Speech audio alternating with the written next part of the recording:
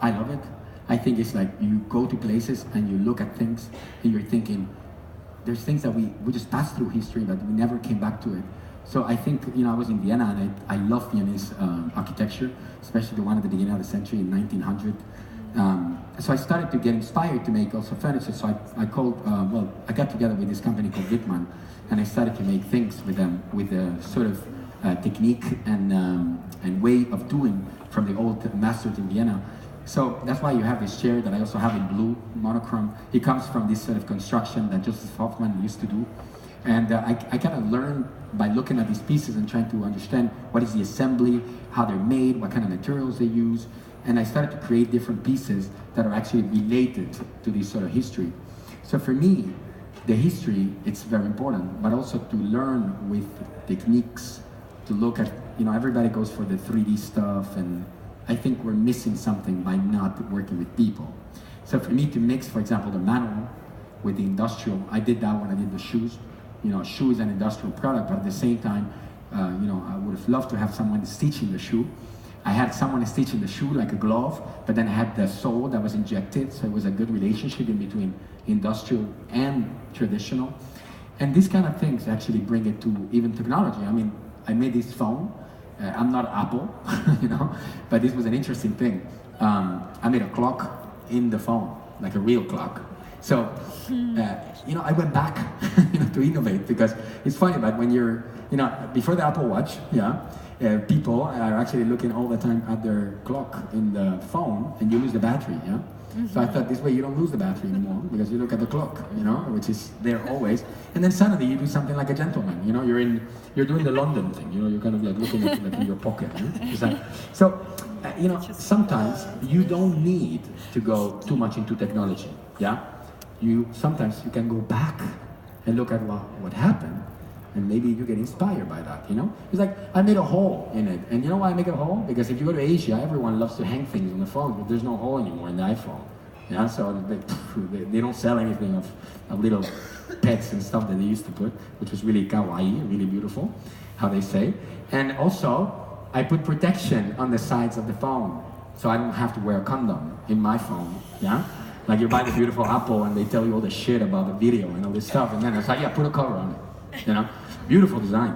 So I left it just without any condom in it. There you go, no condom. Anyway, responsibility and tradition, it's interesting to me. So sometimes I work with really kitsch companies, such as this one, which is Yadro, which I really appreciate actually, it's in my hometown. And they make figurines. So I thought figurines are interesting because they're like a movie, I don't know if you realize, you see a figurine and there's a story happening. It's like a movie, like there's a girl with the flowers and it's like that, and there's a story there.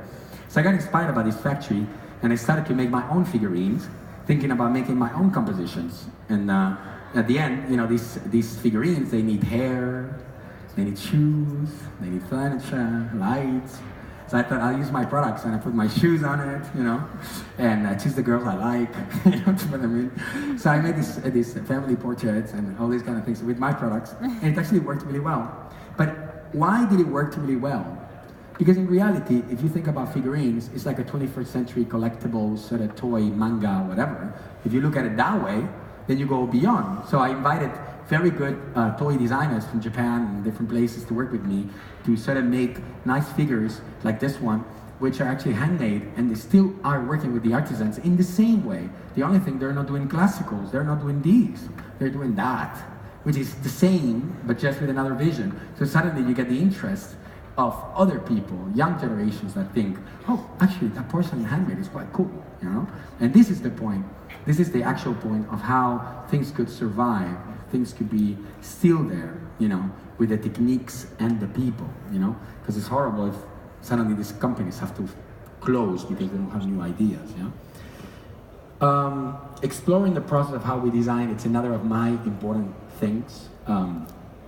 We are living in the fast world, and sometimes I believe that we should slow down, that we should just go and think about what we're doing.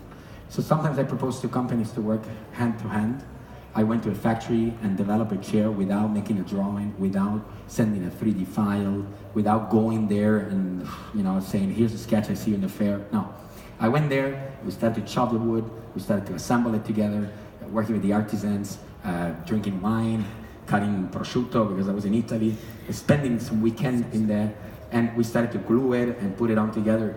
The hands, the proportion, the ability of being there with all your senses, with your hands, with your eyes, with your smell, with your tiredness sometimes, everything brought it to a very human piece of work. At the end, you start to understand that design is really about relationship, and it's about having a good feedback with who do you work. And for me, this is really important today. If I don't have a good partner with me, which is straightforward into the matter of progressing, I don't go anywhere. And it is really important because I really enjoy working with people. I enjoy and I feel if you really want to make something good and honest, you really have to work with who do you like and not just go and say, oh, this guy has a brand that is good and I'm going to try it. It's not like that. I sometimes explore new techniques, and this brought up commercial success. You have this chair also in the exhibition. It's called the piña chair, which is the pineapple chair. Yeah? You can see the relationship easily. And here, for example, I had a lot of problems because the welding was really expensive. So I tried to make this chair cheaper by using something that was completely unexpected to me. And this is why I'm saying new techniques brought you to success, because suddenly I used these fences, which has a mechanical welding, ended up giving me a price of the chair much lower. Suddenly I brought the technique from somewhere else. Same happens with this kind of table that I'm showing you here. This is